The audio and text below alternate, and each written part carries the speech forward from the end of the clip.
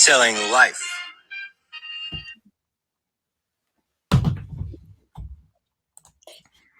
Welcome everybody to another episode of This Is Your Reselling Life.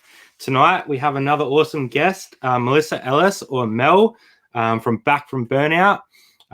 She has a great story to share with us. So without any further ado, I'll bring her up on screen and let's get cracking.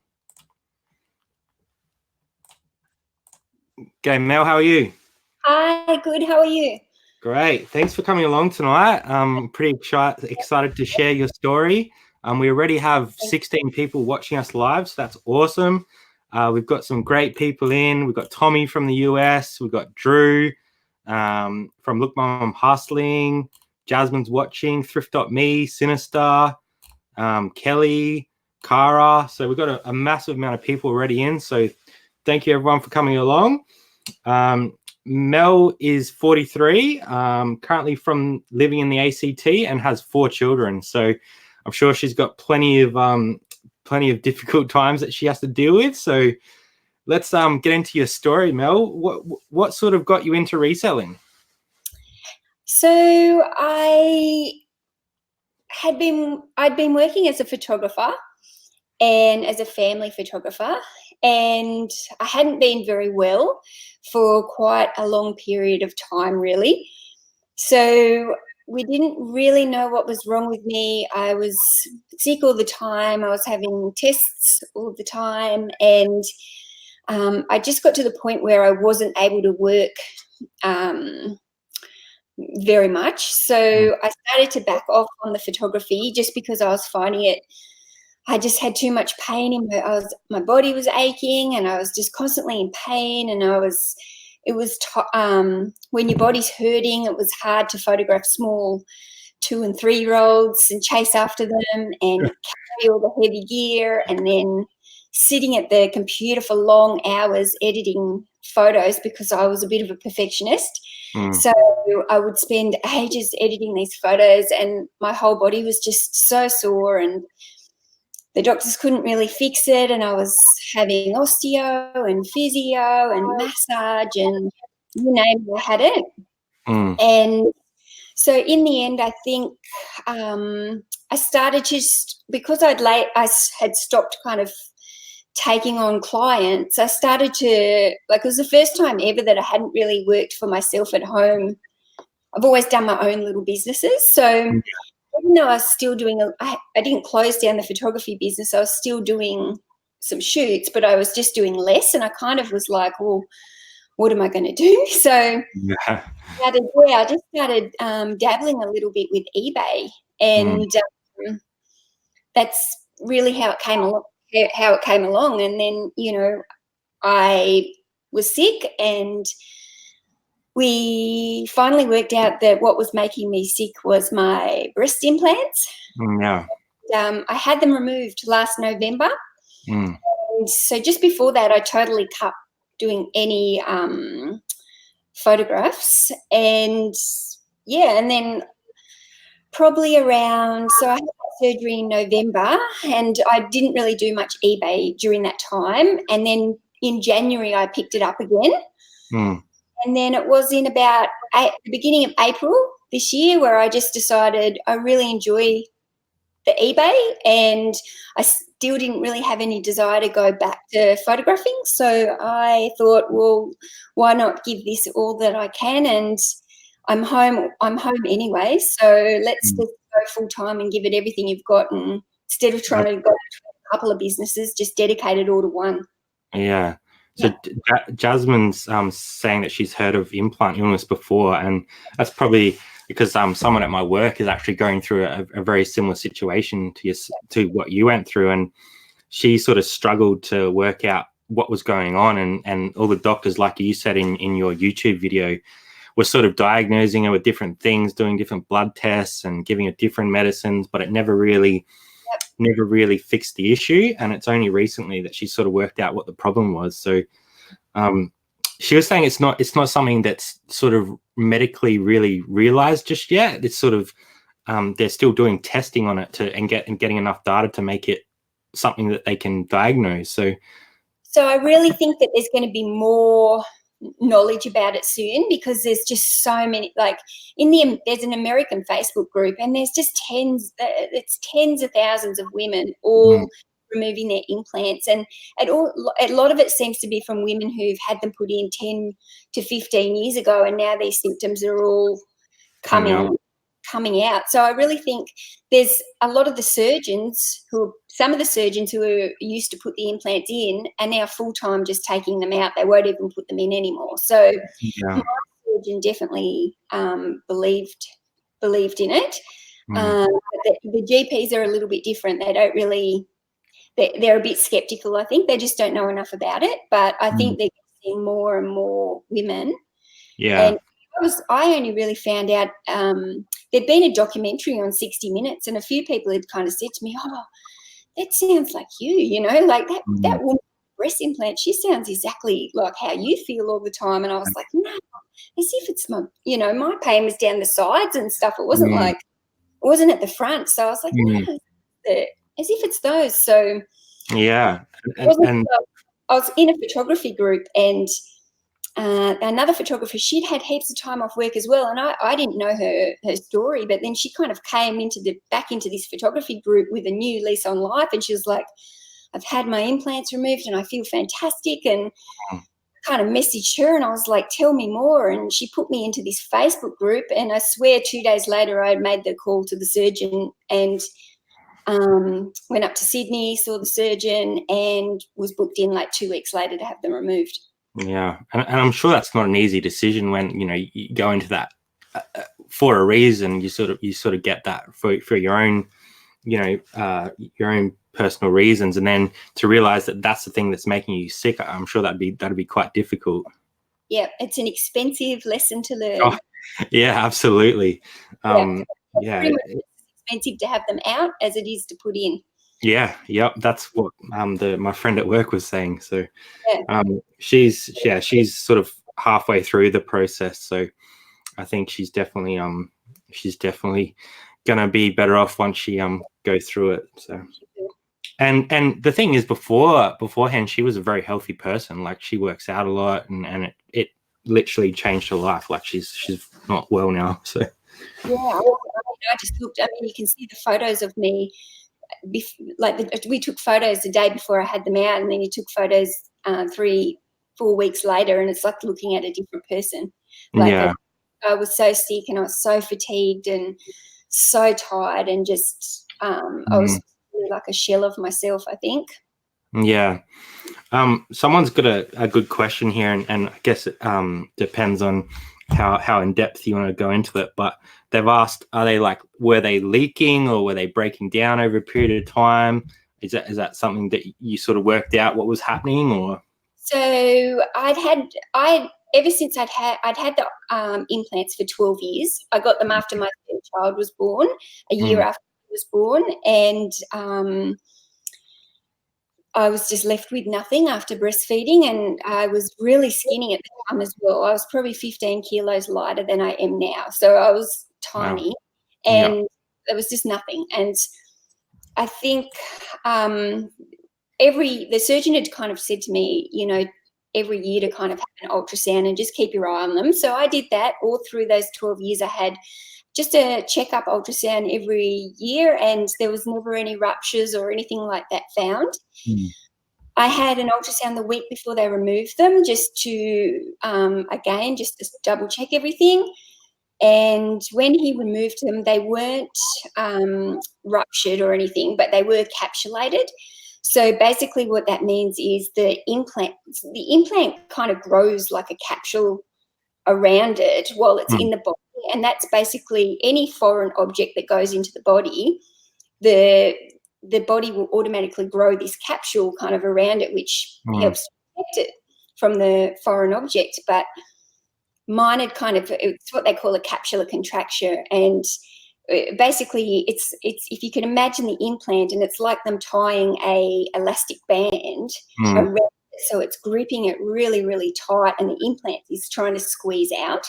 So it wasn't ruptured or anything, it was capsulated, so it was trying to squeeze out, and that's what was causing all the pain down the sides of my body. That was that was capsulated, pulling on all the scar tissue. Wow. And that was immediate. Like literally as soon as when I woke up from surgery, that pain was gone. So I had the scarring, but that whole body ache was all totally gone. Yeah. Yeah.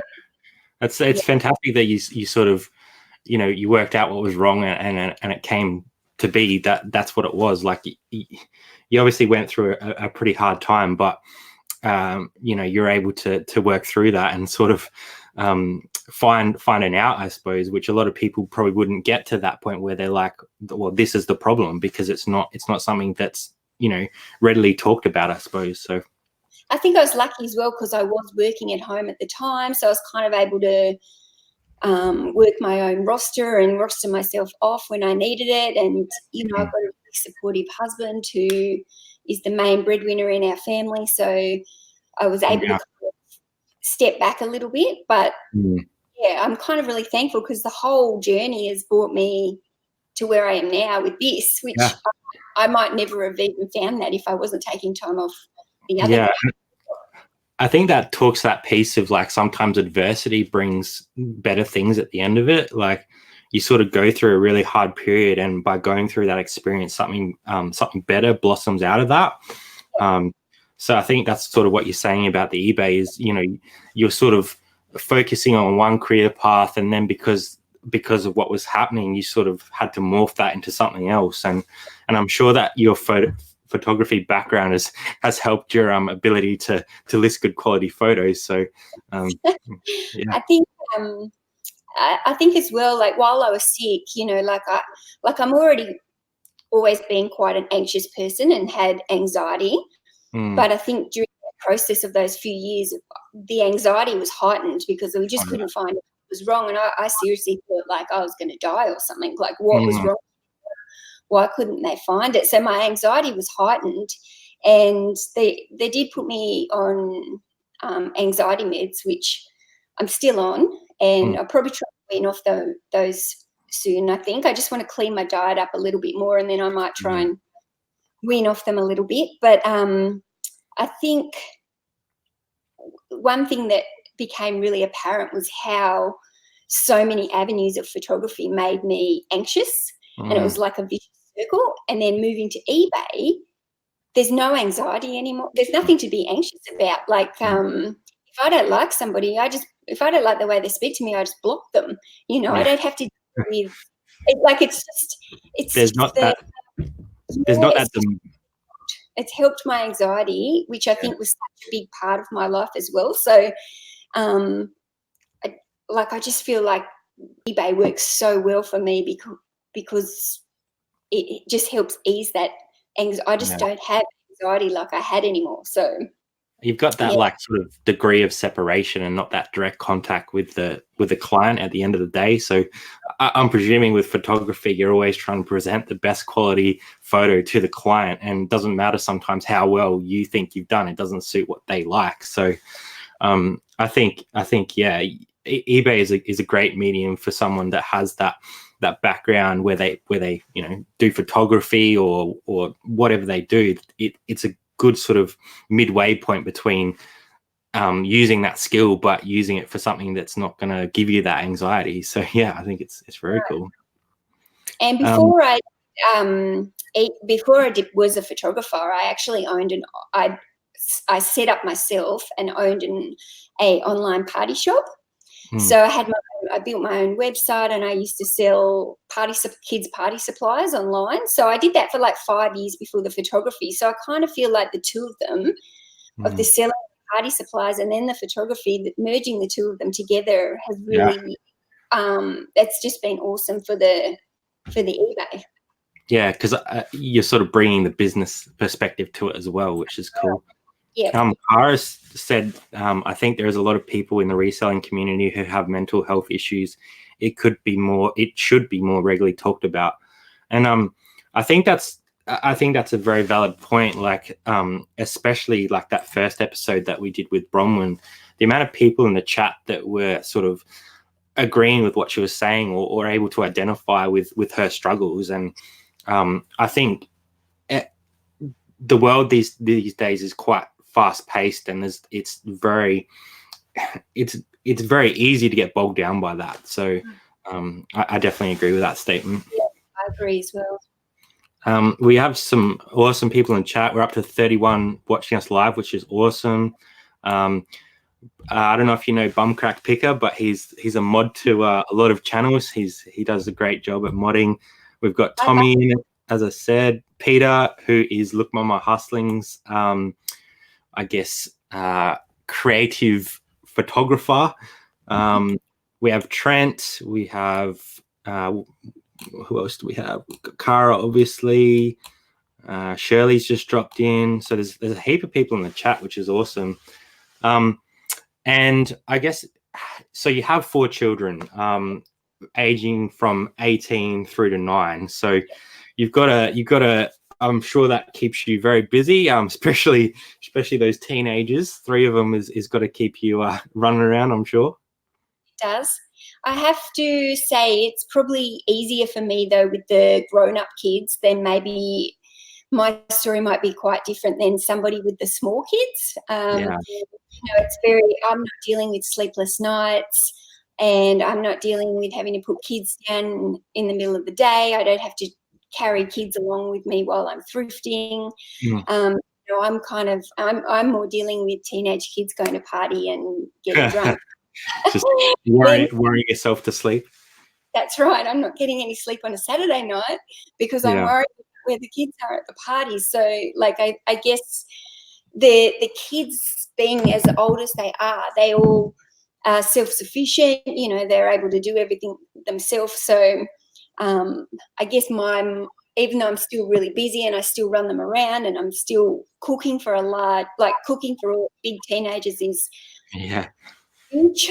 And if you see my Instagram, you'll see I cook up large amounts of meals and so I think having older kids is a pro in at the stage that I am able to duck out and do all this stuff without having to pull kids along with me. So I think I'm kind of glad that they're all a bit bigger. I imagine if you had 4 under the age of 10, it'd be a different story. But just different challenges, I think.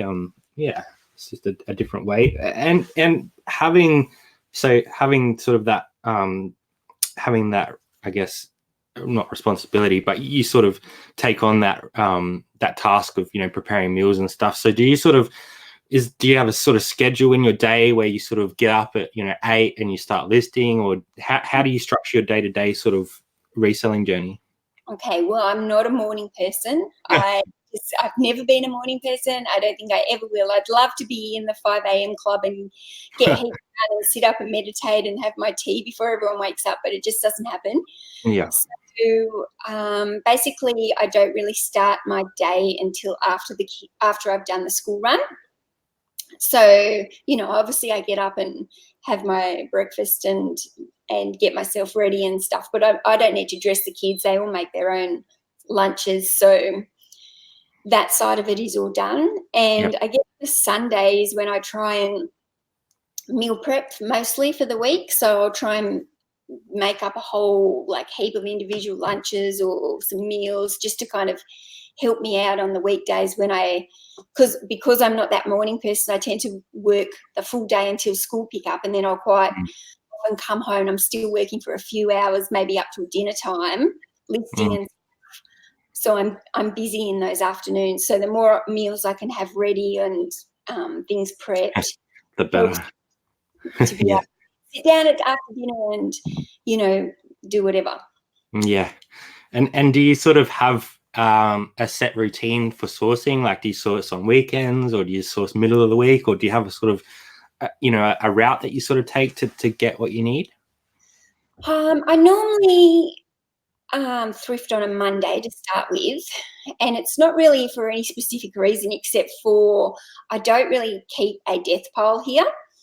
So I learned in the beginning, that's how I did at first. That's how I did. I was just sourcing all the time. And then next minute I had boxes and boxes of things here and racks of clothes. And I was that was overwhelming to me. I have heaps of stuff going on in the house. And to have all this stuff and knowing that it wasn't listed, and then by the time I would get around to listing it, I'd be like, oh, why did I even buy this? And so that was kind of hard. So now I kind of try to source, and then whatever I've sourced, photograph, list, and then go out and source again. And that way it's just not a build up for me. So normally by the end of I don't get out much on a weekend. In all honesty, maybe in the summer I might wake myself up earlier and try and do some garage selling, but at the moment in winter it's just too cold. I just don't want to get out of bed. So normally by Sunday I haven't got much here to list, so I'll definitely go out Monday and try and get a big haul, and then I'll probably photograph that Tuesday and do some listing, and then I might go out again Wednesday or Thursday and get more items. So I'm kind of going out a few times a week, I guess, and then quite often and that's to do like a big haul. But if I'm out and about, say I have to go to the shops for something, to pick something up, and there's a Vinnie's or something nearby, I'll pop into that Vinnie's if it's so I might just do that one store and be in there for like half an hour. But I only try and have a couple of big hauls in the week, and then I'll do a few little ones as well. And even on the weekend I might pop out to one or two stores and just have a quick look, but I'm not getting like big. I'm only getting a few items here and there. No, I think straight home, photograph it up and get it listed up that same day or next day. I think it's so smart, especially being a full-time reseller like you are. I just got a cramp in my leg. You kind of need a process where you are able to source and get it up nice and quick, rather than sort of stockpiling and doing that crazy sort of setup. So I think that's definitely a better way of managing that time. So I think that makes sense. And I guess I'm also, if there's any profit in this, I'm not like you guys where you've got your full-time job and then you can just build up all your profits and then buy in bulk. Like normally any little bit of profit that I've got, it's going to help to pay the school fees, or like today I just used it to buy my daughter's formal dress, and so I kind of that little bit of money. So I don't want to just have heaps of stock sitting there that's money that's not listed, and I need to get that up so that I can make money and then buy more. I think that's a very important point, is that different things work for different situations. So because you're sort of using that profit to fund part of your living expenses, it's a different mentality to what our circumstances are. And if we were to go full-time like yourself, then we would have to change how we do things. So I think like Ricky says, your self-discipline in that area and getting stuff listed is awesome. So I don't know how much you are prepared to share, but we were talking the other night, and you're doing some pretty significant numbers. So you've obviously got a good thing in place. Do you want to talk about where you've sort of built from in the last sort of 6 months to where you are now, or do you want to? Yeah, I'm happy to do that. So I think probably in March, before I really amped it up, I probably only had a few hundred items in the store. And God, I can't remember what the sales were, but I guess for a few hundred items, I wasn't a couple of thousand maybe. I can't remember what my 60-day total was back then. But I just did my books. I'm trying to do my books monthly now, so that I can I'm trying to do it on the first of the month, so that I can. I've got a box in my garage where I keep where I pack and everything. And as soon as I've come in from shopping, I put the receipts straight into that box. And I also put in any from the little red satchels, any of the little stickers.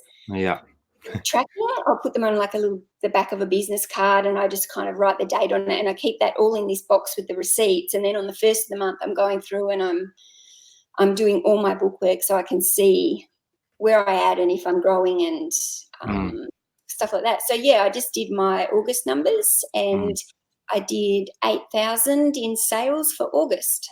Yeah, that's fantastic. Like that's some serious turnover, especially to get to that level. You have to have put in a lot of work to get there. And I think that just shows to anybody that anything's possible. So for you to be able to build from where you were like 6 months ago to where you are now, it just shows if you put in the consistent effort and you keep going, you keep pushing yourself to do something, that anything is possible. So I know that for myself, just based on our differences between last year and now. And I think a lot of people get lost in numbers and they see sort of the end, but they don't really understand how to get there.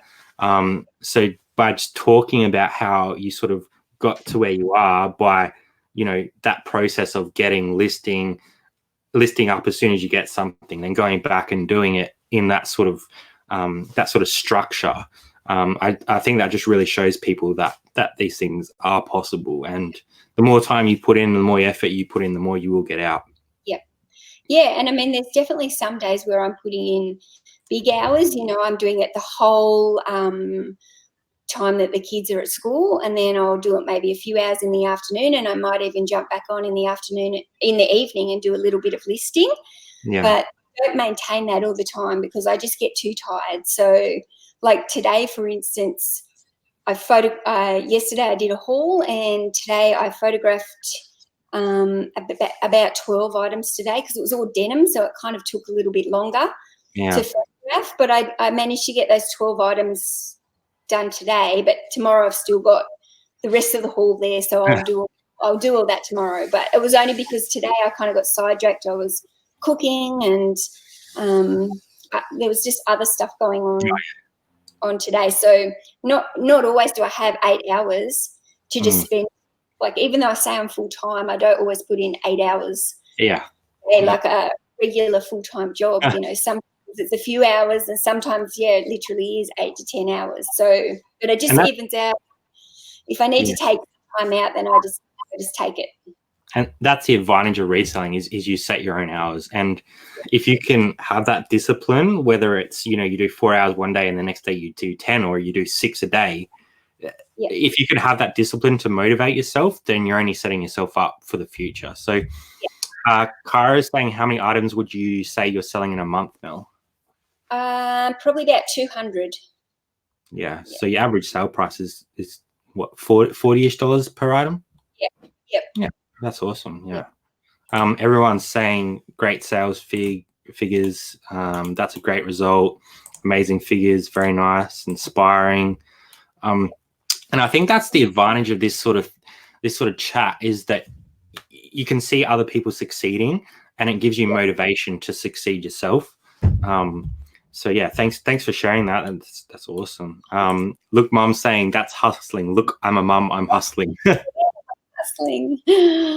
Cara's asking, is it a majority clothes? It is. So it's clothes and shoes and a little bit of books.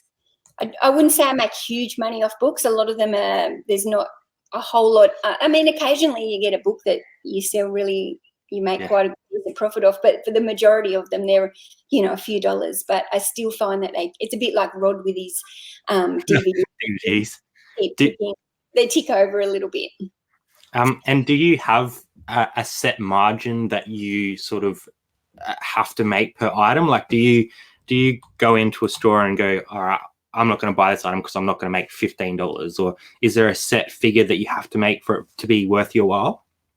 I like to make at least $10 after all the fees and postage and all that kind of stuff. Like, that would be my aim, to make $10. But sometimes if I've just bought something and it's crummy and it's sat in there for 6 months, 9 months or whatever, if somebody makes me an offer on it, then I just want it gone. I just want to move that stale stock. But for the most part, I'm looking to make like that $10 to $15 minimum on an item. But it's not too hard to, there's a lot of items that you can buy for like $2, and as long as you sell them for like $20, you're making that $10 $10 profit. Mm. I have a little on my phone, and it's in the notes section of my phone, and it's been in there for a while, and I don't really need to use it anymore. But when I first started out, and I'd worked out all the fees between PayPal and eBay on if I sold something for $20, if I sold something for $25, $30, $35, all the way up to about $60. And I kept that in my phone. So then if I was looking at something in the shop that was $5, and I'd be able to, in my head, I'd go, okay, well, how much do you think you're going to sell that for? Okay, $30. And then I'd look on my little sheet and go, well, you're going to lose this much fees, and you got this $5. So is it worth buying that item to make this amount of money? So now I can do that. But my phone, I just gave it me there to remind me sometimes that, that might be a little bit, why spend $9 on that if I'm only going to make $8? Yeah. I did something very similar when I first started, because I'm all about understanding my buy price, my sell price, and I'm very sort of methodical in that sense. And when I first started, I just did a quick spreadsheet, and I listed the buy price and then the sell price just in a square column, and I color coded everything so I'd understand all my fees and stuff. So if I was buying something for $5 and selling it for $40, how much profit I was going to make. And then I color coded everything, so anything over $20 profit was green, and everything below that was either orange or red, as in red I wasn't going to make enough money. So it was just like a very quick flashcard that I could be like, I'm making enough money on this item, or I'm not making enough money on this item. And I think that's so important, is like Tommy's saying, the money is made when you're buying, not when you're selling. Because if you're buying something for $5 and selling it for $10, you're not making profit. You're losing, essentially. So Tommy's saying knowledge bomb. Knowledge bomb. Have you seen his? I have. I love listening to him. He's just hilarious. He was actually on Tommy's channel the other night. I was watching Tommy. Yeah, he's a very he's very calm, and his voice is just like it's soothing almost. It's very funny. But no, I think that in the early stages, you need to be able to work out roughly how much something's going to make you. Whereas now it kind of becomes second nature. You can look at something in the shop straight away and go, oh, those jeans, I know I'm going to sell those for between $30 and $40. So you know if the price is too high on them, whether or not you're going to buy them or not. Yeah, you just develop that natural ability to see an item and sort of go, okay, maybe I'll look at comps on this item because I'm not 100% sure what that's still selling for, but you kind of know what point you need to be at to get that profit. Kara's asking, do you think your photography skills contribute to your high number of sales? I always think your pictures really stand out. I don't know, because I don't know. I think one thing with the photos is that when I was doing photography and photographing families, I was a perfectionist. My images had to be perfect, and when I look back, those photos, they're beautiful. But I was absolute perfectionist about it. And one thing, I suppose most people in here have heard of Gary Vee. Yep. Vaynerchuk, and he's got a quote in one of his videos that I love that really struck with me, and it was something like most people, what is it? People are so focused on getting shit right instead of getting shit done. Yeah. Along those lines. And it just really struck with me. So when I started the eBay, I was trying to really make my photos perfect, like I was with like a family photo. And then I was like, oh my God, even my crappy photos are better than some people's best photos. Yeah. Like, what am I worrying about? Like, just, it's not about so much the photo, just get the listing up. So that struck with me. And now I'm not as fussy with the photos. There is a bit of a variance in my photos because I shoot only in natural light, and there's another for that which I'll tell you in a minute. But sometimes it can look a little bit more warmer than other days when it's more cooler. And I definitely think having photos that are in focus helps. But yeah, I'm definitely not so, I think my photos are good, but I wouldn't say they're outstanding compared to other people's, because I've made it into a point where I'm not obsessing over them. I'm just going as fast as I can, click, click, click, click, click. And, you know, obviously I've got good camera gear, which helps to make the photo in focus, and I know how to use the camera. So obviously it helps. I do definitely try not to hang up on making those images absolutely perfect. I think naturally you'd be, your crappy photo is probably everyone's standard photo. Do you know what I mean? Like you're already at a higher level, so you have a better understanding how to photograph items. So Well, I was always a natural light photographer, so I don't like using studio lights or anything like that. So I only shoot during the natural light. And another one of those reasons is simply because I don't want to be photographing at night. That's one of the boundaries that I've set myself. Like I have full-time hours to do this while my kids are at school, so I'm going to get that task done. So by not getting lighting gear, it's also a boundary for me, so that I don't overwork myself and don't go, I'll just go shoot 5 more things tonight and I'm up listed. No, if there's nothing in my photography folder that's been photographed, you have to wait till the next day. So I think that's something that's important for me. It's a bit like not having email on my phone. Like it's just another distraction that I don't want. And I also shoot in my daughter's bedroom, because we've got the 4 kids and we're in a 4-beddy house. So we moved her into the front lounge room so that all the kids could have their own rooms. And so I that's where I shoot. So I'm not setting up light boxes or light rings, or like I don't want all that in her room. I don't want to be carting it in and out all the time. And you know, I feel like the colouring that natural light brings. I think it shows the colours, and it's nice.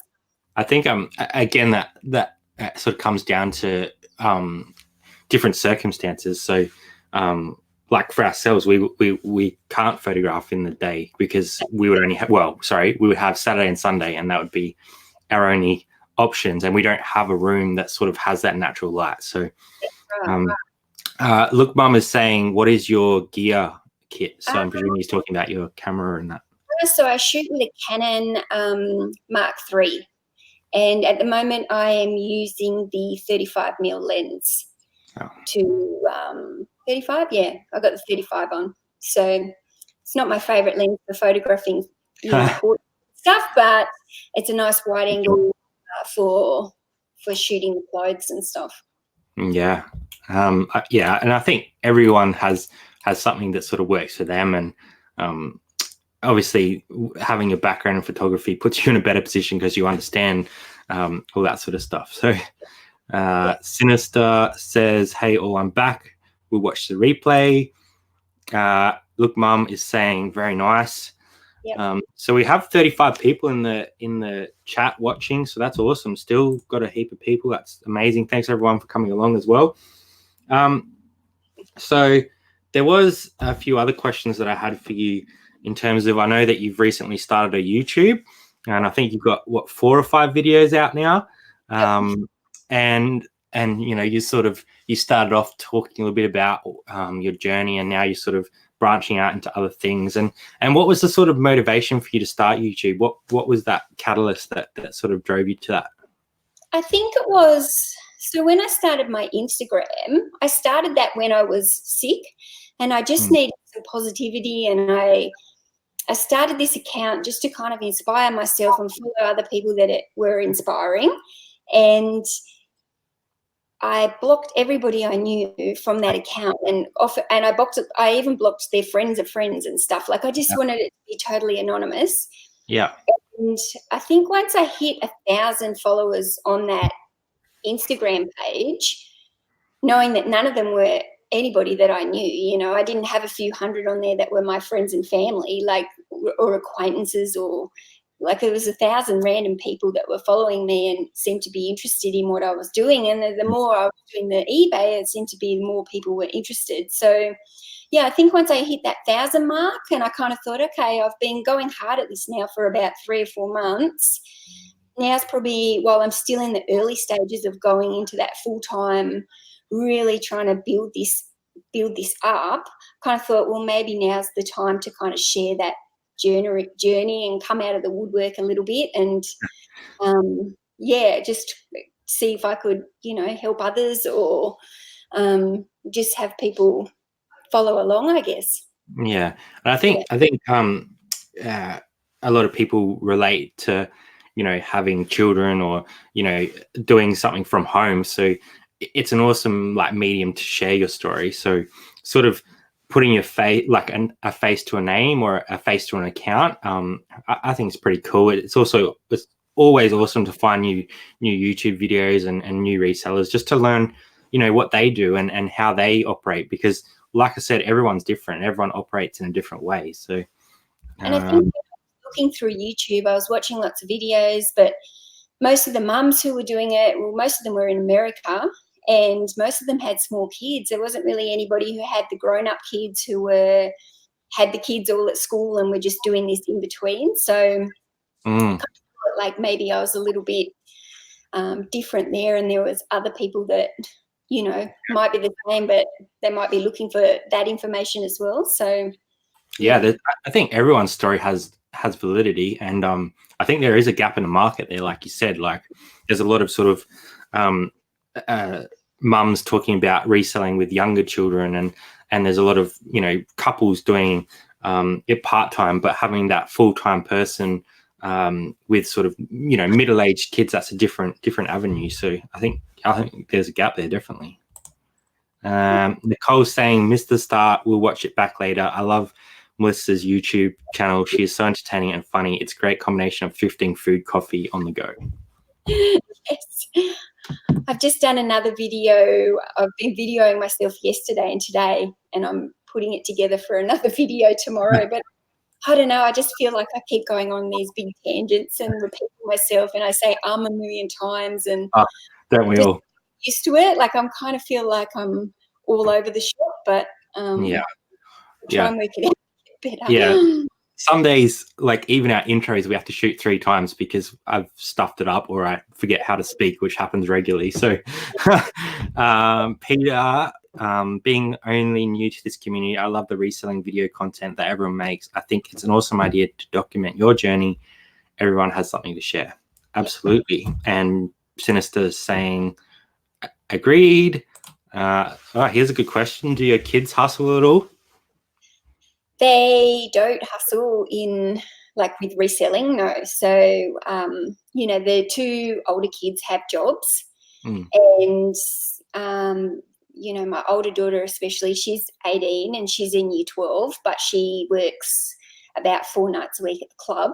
So she definitely works hard, and she's, juggling that with year 12. And the second one, he's in college as well, year 11, and he works at McDonald's. But, they don't. The younger one sometimes comes along with me thrifting, but she doesn't really like it so much. She's afraid of dolls. She's got this phobia of dolls. So we go into the beginning. Yeah, these spooky dolls, and she's like, "Oh, Mom, give me it." She comes to me. So now I just try not to take her. But I think the third child, he's kind of quite interested in it, but he doesn't want to really do it yet. And I think he's more interested in me trying to do this YouTube, because his dream job has been to be a full-time YouTuber. So he's look at my YouTube. I actually have a scary doll story, because we have one of those, those dolls that are on their roller skates from back in the day, and they you pull the batteries in and they'd skate across the floor or whatever. Jazzy's got one of them back of the boot, and we totally forgot it was there. And the other day we picked a bag off it, and I literally had a heart attack. I was its eyes were just pinned on my face. It was the creepiest thing I've ever seen in my life. My daughter's just hated dolls ever since she was little. So she's never dolls. She's never had them. She's just she hates going into the a Toys R Us or she can't stand them. So yeah. No, I can't deal with it. Sinister saying he can't wait to go full time. I think that's most of us.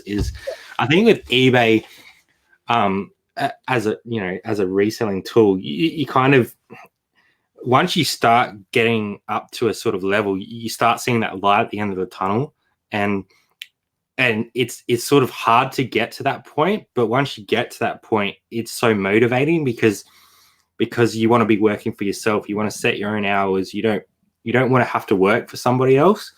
So I think we're all in the same position. Pommy's saying, Ricky sells stuff. What's your beekeeping channel called? Beekeep. So yeah, someone actually asked a good question just before. What are your sort of 5-year goals? Do you have a 5-year goal or a 1-year goal, or? Oh, I don't really. I am a bit of a goal setter, but I don't know if I've quite got those goals yet. I think I'd love to be able to find something that I can wholesale just because it's me, myself, and I. So if I've got something that I can just order in the same quantities, that would be great. So I'd like to kind of look for some wholesale opportunities if I can. Yeah. And I'm not really sure, like, if there's one thing that kind of goes through my head, and I don't know if it'll ever happen, but my husband and I own an investment house. And so we actually rent here. We rent the bigger house, and we own an investment house that we bought so that we would, because my husband's a carpenter. So we had bought this old ex-gubby that we thought we'd renovate at some stage. So we've just kind of got tenants in that while we are renting this bigger house here. So I was thinking about it the other day, and I was thinking, how good would it be in a couple of years if I'm doing well enough that perhaps I can move all my reselling stuff into that house and the business be paying for the mortgage, I guess, each week on that place. But while I've got access to it, my husband can be in there, like, renovating it as we go. So, yeah, because dual purpose.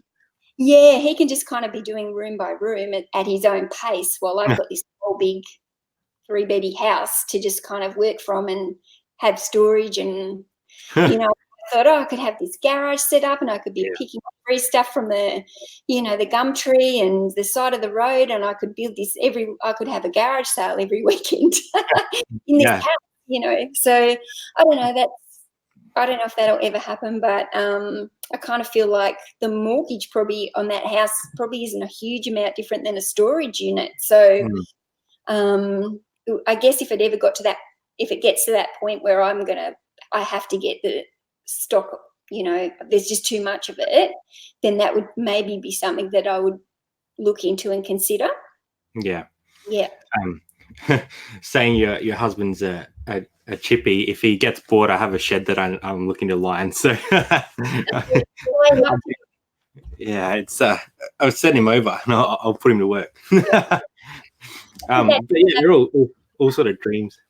Because we're renting here, that's another reason for me to be super organized with my stock. Because, if you're renting, something can happen and you might have to pick up quickly and move. So I need to make sure that everything's organized in those tubs so that if I have to move quickly, one, it's easy to just move, but while you're moving, you're still making sales, so you've got to be able to find it easily. Yeah. So I think moving when you're a reseller is the hardest thing. Like when we moved from our 2 bedroom unit, which we're renting out now, to this, and obviously we've got a lot more stock than we did then, but that was it was so difficult to try and keep everything organized so that we could find it when we're selling it, to try not to get like our unlisted stock mixed over with our listed stock, which isn't a problem for you because you're way more organized than us. But you've also got the shelves there with all those little bits and pieces, whereas I've got everything in tubs. So even my miscellaneous stuff, it's all going into tubs as much as possible. So, but I don't sell electrical or gaming stuff or any, it is mostly clothes, shoes and books and maybe some kids' toys and stuff. But I'm not really into all the gaming stuff because quite frankly, I don't understand it. So like my kids game and like I know some of it, but I don't know if something's going to work when I see it at the shop. So it's definitely once you start understanding gaming related stuff, there is money to be made there, definitely, but you have to understand it well, because there's so many games that are worth not much at all. Like Drew says, shovelware. It's just like a really cheap game that no one really wants. So you do have to be careful. Excellent idea. So I had a couple more questions. If anyone has any questions for Mel, this is a really good time to drop it in. We'll probably go for about another 10 to 15 minutes. We still have 37 people. So thank you so much for coming in. Pommy's dropped in as well. So good to see Rod. And I know that you're a part of the Facebook group. And how has that community sort of helped you? Do you find that a useful place to find information? Have you made good connections through there? Have you enjoyed that? There's definitely some really helpful people in there. Like Leighton has helped me out quite a few times with vintage gear or music gear that I'm not very familiar with, but I know that he is. So definitely helped me out a few times there. And I think probably like when I really started to amp this up in about March, April, that was when the group had just kind of started. Is that when you started, about March? I'm not sure the exact inception of it, because initially it was Zach and another guy that opened it up, Cam. And then I think myself and Damo sort of come in a couple of weeks after they'd kicked it off. But it's definitely growing quite well. So I think it was in that really early stage that the group, and that's what really kind of got me quite inspired, I think, to go, okay, this is a good community, and I'm going to amp this up, and this is fun. And I think definitely seeing those posts in my feed every day just kind of kept encouraging me that there's cool stuff to sell, and every day you find something different, and it's a great networking and learning place, I think. And I think it's been set up really well in that we've tried to keep it sort of lighthearted and friendly. So I think, and that's down to all the people in there as well. So someone's asking, do you use promoted listings at all? I use where you set the percentage. Is that promoted listings, or is that? Yeah. So I do that on most of my thing for about 2%, 1 or 2%. So not a huge amount, but it's never really at the amount that it's telling me, like, oh, the average thing says you have to 7% or something. Can I? Don't pay any attention to his recommendation, because I normally they're going to try and charge you more. And not, I get a few that say sold via promoted listings, but not all of them. So, I don't think it hurts to have it. It's not very much extra, really. No, I think it's definitely worthwhile. Barry's asking, when starting out, how many items would you need listed before you start seeing a weekly regular return? I think that depends on what you're selling, firstly. You can have 3 items in your store and they can be really high quality and they'll keep turning over, or you could have 1,000 listings in your store and they'd be not very good quality and they're not going to turn over. So do you have anything to add to that at all? No, I think that's right. And I think like I do my books on a monthly basis, because when I first started, I was doing the spreadsheets like weekly or whatever, and I'd write down every single item I'd sell, how much I paid for it, what the eBay fee was, what the PayPal fee was, and that was really time consuming. And then once I started to grow much bigger, I was like, this is so ridiculous. I've done businesses in the past. The accountant doesn't need to know that I sold a witchery top for $20 with this. The accountant needs to see on the paper what your income is, what your expenses are, and income minus expenses equals your profit. But I do think you have to be, when you're saying how many items, it's kind of like, I feel like you have to look on it more as a long-term thing than just those few items making you money, because there's other expenses that come in the month, like not only do you have your eBay fees, but you've got store fees. And if you've got multiple stores, you've got multiple store fees. And then, you've got bubble wrap and you've got snap-lock bags. And, because I've grown so rapidly in these last few months, I've had to go, like, I've got about 120 storage tubs now in my shed. So, each those tubs is, $6 to $8. So you've got to, each month you're buying all this new stock, and you're also building your stock level because Grow. putting more into your store than what you're selling. So you can see the numbers, but it's not, it's not all profit. So it's not the end game. No. So, sometimes you've got to be careful looking at numbers to know what that to know what that weekly return is. Yeah. No, I think that's exactly right. That makes sense. Pommy's asking, has Cam left the group? I think he's just been focusing on different things. Jasmine, people are so generous with their time and knowledge in the community. It's amazeballs. Sinister, the group is so helpful. So glad to be part of it.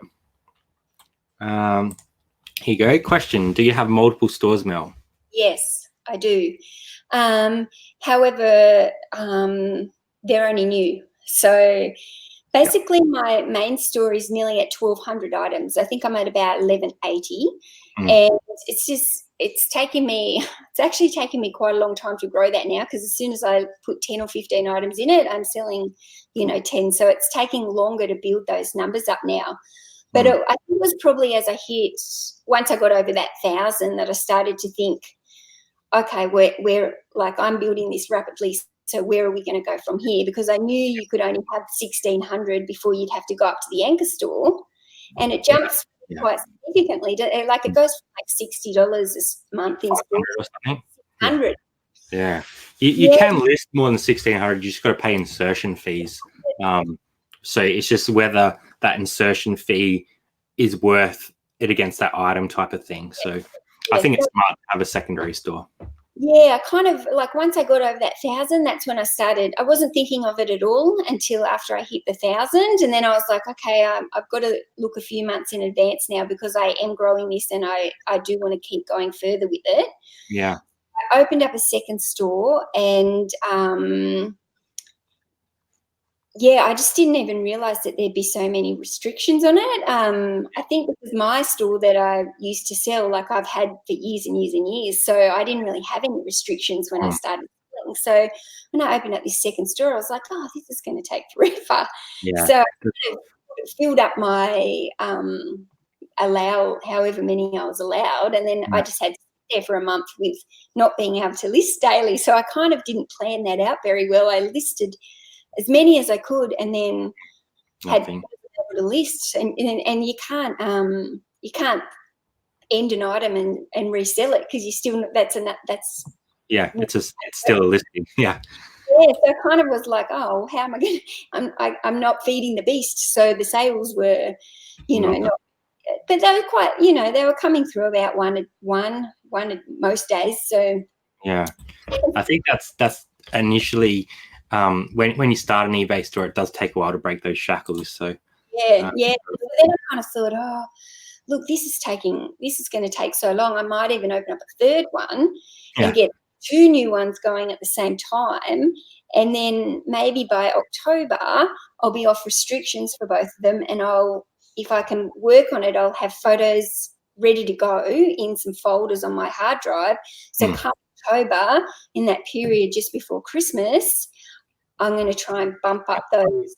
Yeah, and I figure that by the time I get to October, I'll be nearly at full capacity, hopefully, for my main store. So then it will be just a matter of maintaining the listings. So if I sell 10 things, it will just be a matter of maintaining them for that and putting all the other listings into the other stores to grow them. Yeah, it makes sense. Absolutely. Yeah. Do you deal with many returns with that many items? Nope. I probably have 3 a month. Maybe. Yeah, I think it's a very low percentage, and I think people get caught up in returns. And if you just sort of do them, get rid of them, and then stop thinking about them, they don't become a big issue. And if you're taking good photos, by the sounds of what you are, that helps. And descriptions.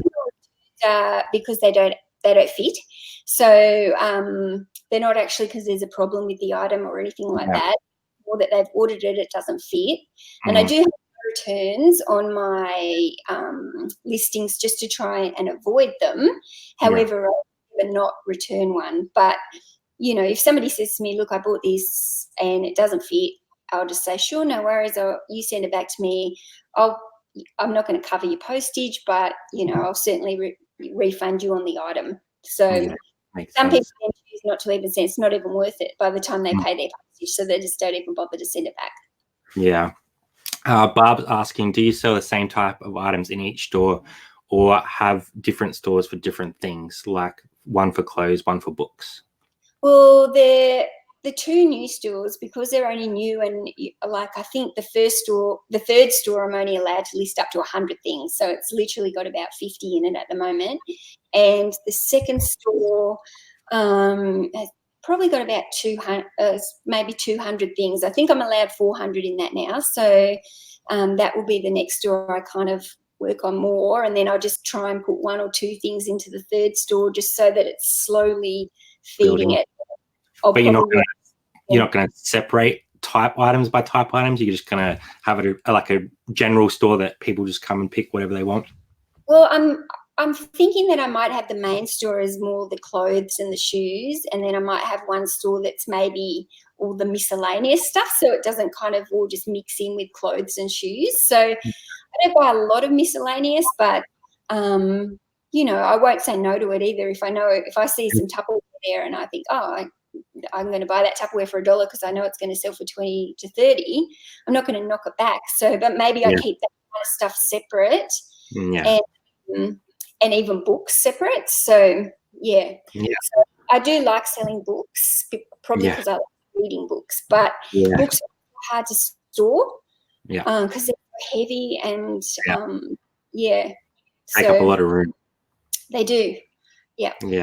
I have one more I guess one more question before we head off, and if anyone has anything else, obviously drop it in, but we have been on an hour now and we've been hovering around that 39 to 40 for most of it, so thanks everyone again.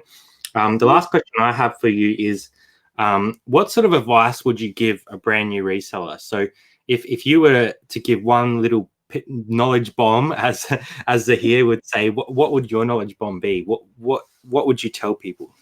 I think I would just say go slow to start with. I think that was probably one of the best things I did, was just to dabble in it for a while rather than just go full pelt. I think you're better off to just take it slowly, work out what you like to sell, because if you go and buy a whole heap of clothes to start with and then you just absolutely hate photographing clothes, then you start with them all. Whereas, so you know, you might love photographing DVDs or books, or like me personally, I love doing shoes, and if I could, I would do shoes full time only. And it's more because I enjoy photographing them. Like, it's so much better than like a men's shirt, like it's torture to photograph. You know, half the so I think if you start slowly, you work out things, and you know, you'll just go, look, I work out what you like to photograph, work. Because if you like to photograph it, it'll make the whole listing process, because the photographing is and the editing of the photos is probably one of the most time consuming and of it. Like, even as a photographer myself, you know, it's not so much the photographing for me, but then you got to sit down, you got to edit, you got to get your color, you know, and like, I've tried it on a phone, so I know it's hard for you guys doing it on a phone and then having to get apps and try and lighten it up and expose it right, and I know that it can be tricky. So that I think just work out what you enjoy doing before diving in, and just and don't buy too much, because I think in those early stages is when you make the most mistakes buying things. Like, you know, some of the stuff that I bought and just go, why did I buy that? Or why, oh my God, I bought a Portman's top for $9, you know, I'll be lucky to sell it for $9, you know, like that should have, you know, the $2 rack, you know. So I think you really need to kind of learn those. You do make those mistakes, but the slower you go when you start, I think it's easier then to build up and then hit it hard. If you less risk as well, you're not in it for a lot of money. So I think the slow build is a very smart way to start. So because you don't want using too much of your own money as well, you know, to start with. Try and use that money that you make so that you're not getting into any debt. You don't want to get into debt with it, because you don't know if you'll like it 6 months down the track, or, you know, if what you've bought has even sold. Bumcrack's saying you can never over describe an item. The more info, the better. Yep. Cool. Yeah, I definitely think even with photos, like I try and fill up those whole 12 photos with the little bits and pieces and photograph. Obviously some items you don't get 12, like a women's top, you might only get the front, the back, the tags and some measurements. But I try and fill up as many photos as I can to really use that as a description. Yeah, absolutely. Photos and title are so important. Jazz is saying, thanks for sharing your story, Mel. Loving these Tuesday night chats. Thanks, Dad. So make sure you guys leave a thumbs up in the video. Thank Mel for her story and sharing her experiences with us and everyone in the chat. I'd like to thank everyone for coming along tonight. We've had a great turnout once again. It's really great to see the support that this little series is getting, because it's not only about our channel, but it's about other people sharing their journey and their story, and that's what I really want to get out of these things. So thank you so much for coming along, and obviously I'm sure we'll be in contact more and more now. Your YouTube is going well, so if you guys haven't checked out Back from Burnout, make sure you head over there. Leave her a like and some comments on some of her videos, because that's what motivates creators is people interacting with them. So please do that. And I don't have anything else to say. Is there anything you'd like to say before we head off? No, just thanks for having me, and thanks just for everything that you guys put out. I think you and Jazz, both of you on Instagram, and I think you're really good for the reselling community, especially here in Australia. Thank you. We just try to document our journey, so nothing special. All right. Well, I'll end the broadcast here. You can stay on. I'll have a bit of chin wag with you afterwards. But thanks everyone for coming along. We really appreciate it, and we'll see you next week on This Is Your Reselling Life. Thank Bye. you. Thanks.